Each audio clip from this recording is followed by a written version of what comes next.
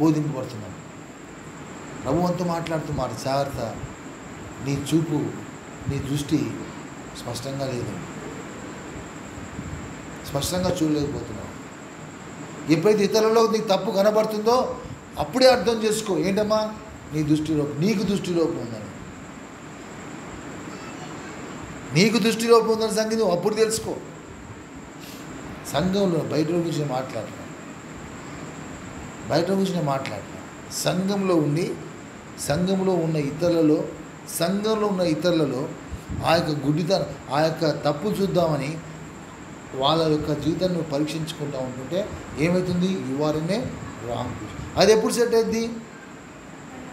ఆయన వాక్యాన్ని గ్రహించినప్పుడు, వినేనప్పుడు.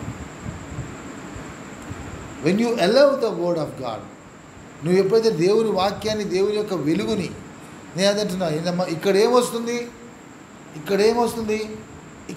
The light produces. ఏంటమ్మా, వాక్యం వెల్లడవుతుండే వెలుగు, వాక్యము చెప్పగానే అవుతుందమ్మా వెల్లడి ఏదైతుంది?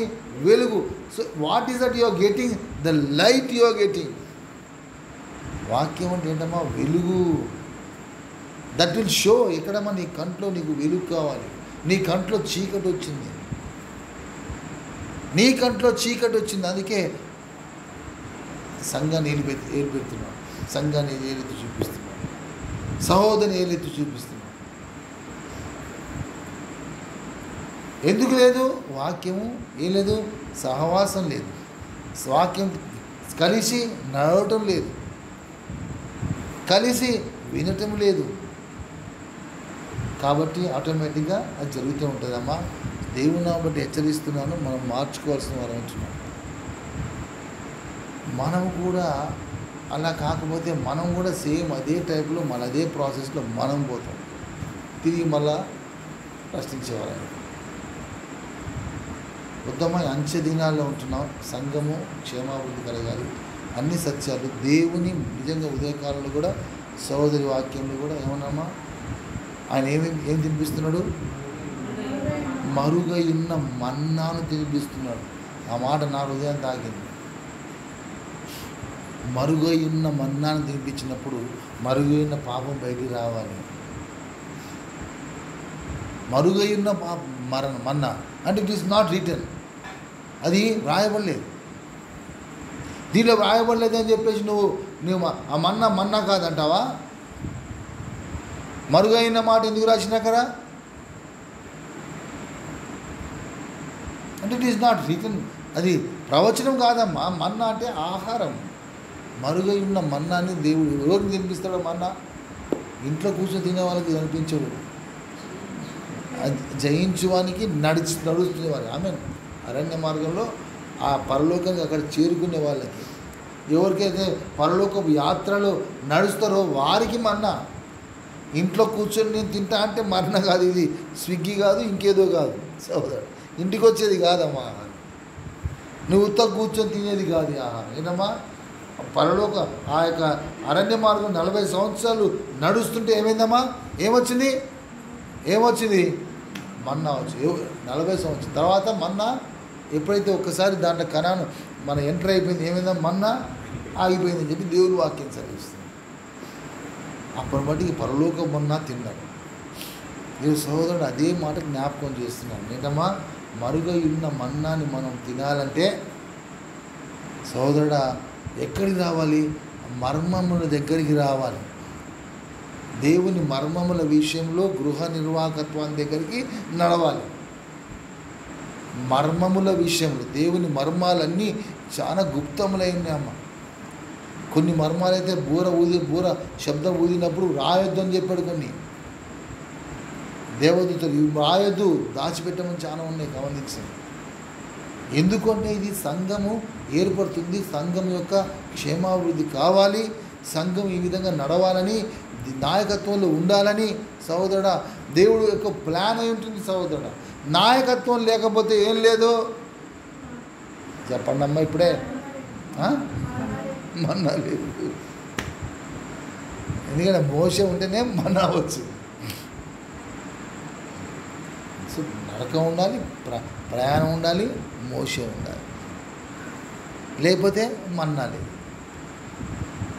అంటే దేవుడు ఎంతగా మనతో మాట్లాడుతున్నాడు. నా ఇష్టం వచ్చినట్టు, నా ఊహకు వచ్చినట్టుగా, నా ఇష్టం వచ్చిన మాట, పరిశుద్ధాత్మ దేవునికి ఇష్టం వచ్చినట్టుగా నేను మాట్లాడతాను. నా మాటలు కావు ఏంటమ్మా, పరిశుద్ధాత్మ దేవుడు తన ఇష్టం వచ్చినట్లుగా తండ్రి చిత్తాన్ని ఎరిగిన వానిగా ఆయన మాట్లాడదు. ఇది ఏది అవసరము, ఎవరికి ఎంత అవసరము అనేది ఆయన. ఎందుకంటే ఎవరికి ఆహారం వారికి పంచాలని గృహ నిర్వాహకత్వాన్ని దేవుడు దయచేసి ఉంటున్నాడు. That is the reason. నాయకత్వం లేకపోతే ఏం లేదమ్మా, మన్నా లేదు, మరుగైన మన్నా లేదు. ఎప్పుడు ఎంగిలి కూడు తినాల్సిందే. ఎంగిలి కూడు తింటే పరలోకంలో ప్రవేశించలేరు. ఎంగిలి కూడా అంటున్నా, ఎవడో పెడితే ఎవడో బయట అడక్క తిన్నారు, క్షమించారు. ఏంటమ్మా అంతేనా? బయట తింటున్నావు అంటే ఏంటమ్మా చెప్పండి అమ్మా, ఏం భయపడుతున్నాయండి చెప్పండి. ఇప్పుడు తినట్లేదులే, అడక్క తిన్నోడు బయట తింటాడు. ఏమే కరెక్ట్? నీకు ఇంట్లో అన్నం వచ్చింది, నీకు అన్నం పెట్టినప్పుడు నువ్వు ఎందుకు తినవు, బయటికి పోతున్నావు అంటే అర్థమేంటి? ఎవడో అన్నం పెడతాడంట, రాజకీయ నాయకుడు కరుణ దాంట్లో అన్నం పెడుతున్నాడు, ఉరుకుతాం అక్కడ అన్నం పెడుతున్నాడు. ఏంటమ్మా అది? అడక్క తింటారు. దేవుని వాక్యం సెలవిస్తుంది. కాబట్టి జాగ్రత్త. ఇది సంఘం మనది. మనము దేవుడు మనల్ని నిలబెట్టుతున్నాడు. ఇక్కడ మనము ఒక నాయకత్వంలో ఒకే మాట ద్వారా ఒకే ఆహారం. నేను అదే మాట ఏంటన్నామా, ఏక ఆహారం తీసుకోవాలి. ఒక ఆహారం తీసుకోకపోతే అడక తిన్నట్టు. నీ ఒక ఆహారం, నేను ఒక ఆహారం కాదు, అందరం కలిసి ఒకే ఆహారాన్ని పుచ్చుకోవాలని దేవుడు వాక్యం ఇచ్చాడు. ఆ వాక్యము ఆహారం. అందుకే దేవుడు సంఘాన్ని దయచేసి ఉంటాడు. ఏ దినానికి ఆ దినము దేవుడు ఆ విధంగా ప్రత్యేకించుకుని నడిపిస్తున్నాడు. ఎన్నో విషయాలు మాట్లాడుకోవచ్చు, మాట్లాడుకుంటూ పోతే దినమంతా నడుస్తుంది, నైట్ అంతా మాట్లాడవచ్చు. కానీ మనం తీసుకోవాల్సింది ఏమనుకున్నాం, మొట్టమొదటిగా మర్మమైనవి, మర్మమే మనలో తెలియని కనపడని రహస్య పాపాలు బయట కూర్చొని సంఘంలో ఉంటేనే అది, లేకపోతే అవి అర్థం కాదు. అది గూడు కట్టుకుని పాపము పరిపక్వమై గర్భము కానీ పాపము మరణానికి అంటుంది. గమనించి దట్ ఈస్ ద రీజన్. ఏమవుతుందమ్మా, మరణం. దాచిపెట్టుకొని ఏమవుతుంది, గర్భం ధరించి గర్భము పరిపక్వమై ఏమవుతుందమ్మా, ఏం కంటుందమ్మా, పాపము మరణానికి అంటుంది. మరణం అంటే నిత్య ఎడవాటు అంతే కదా. దాన్ని ఎవడు ఏం చేయలేడు. కనింది తర్వాత మరిగే మొన్న అనుకుని ఇంకోటమ్మా, కలిసి నడుస్తున్నామా లేదా అనే సంగతి మందలో కలిసి నడుస్తున్నామా. నీ నడక వేరే, నా నడక వేరే, అందరం కలిసి మందలో ఉంటే కలిసి నడుస్తుంటే బలవంతులుగా ముందుకు సాగలుగుతాం. కలిసి నడవకపోతే బలవంతులుగా నడవం. కలిసి నడవాలంటే దేంతో నడుస్తాం, దేవుని యొక్క హెచ్చరింపులతో, గద్దింపులతో, ఆయన స్వరము, ఆయన నడిపింపులు, ఎన్నో విషయాలు జ్ఞాపకం చేసుకోవచ్చు. తర్వాత మూడోది ఒకే దృష్టి మనం కలిగి ఉండాలి. నాలుగోది ఒకే ఆహారం కదా, మరుగైన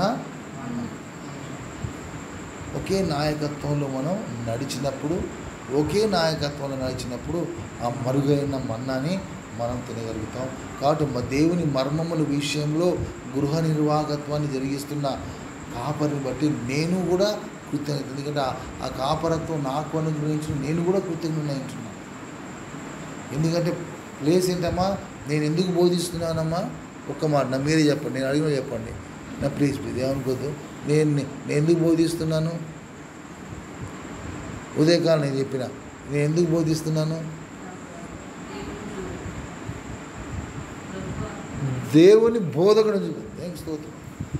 ప్రభువుని నేను బోధకుడని చూపిస్తాను. నేను బోధ చేయకపోతే ఆయన బోధకుడు ఎట్లా చెప్పి చూపించగలుగుతా? వేస్తున్నాడు. ఆయన బోధకుడు అని చూపించటం. ఒక తండ్రి వల్ల నేను ఎందుకు నేను ప్రయాసపడుతున్నాను, ఆయన తండ్రి. నేను పిలువబడితే ఏమవుతుంది, నన్ను నేను హెచ్చించుకుంటున్నాను. దాని తర్వాత ఉన్న మాట, తను తాను హెచ్చించుకునేవాడు తగ్గించబడు. నన్ను హెచ్చించుకుందా వీల్లేదు. ఆయన హెచ్చించడానికి, ఆయన బోధకుడు అని, ఆయన కాపరి అని, ఆయన తండ్రి అని, ఆయన గురువు అని